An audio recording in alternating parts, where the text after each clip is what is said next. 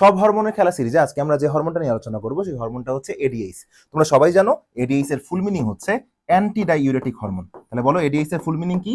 ADH এর full meaning হচ্ছে anti diuretic hormone.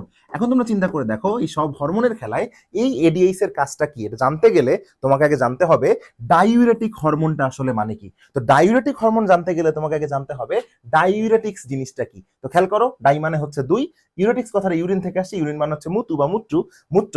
So diuretics হচ্ছে তারা যারা দ্বিগুণ মূত্র তৈরিতে সাহায্য করে। তাহলে ডাইউরেটিক হরমোন কারা? যে হরমোনটা মূত্রের পরিমাণ দ্বিগুণ করতে সাহায্য করে।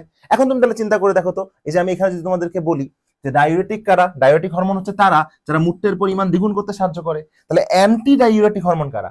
যারা তাহলে মূত্রের পরিমাণ কি দ্বিগুণ করতে সাহায্য করবে নাকি অনেক কমাই দিতে সাহায্য করবে? এক্স্যাক্টলি ধরতে পারছো, মূত্রের পরিমাণ উল্টা কমিয়ে দিতে সাহায্য করবে।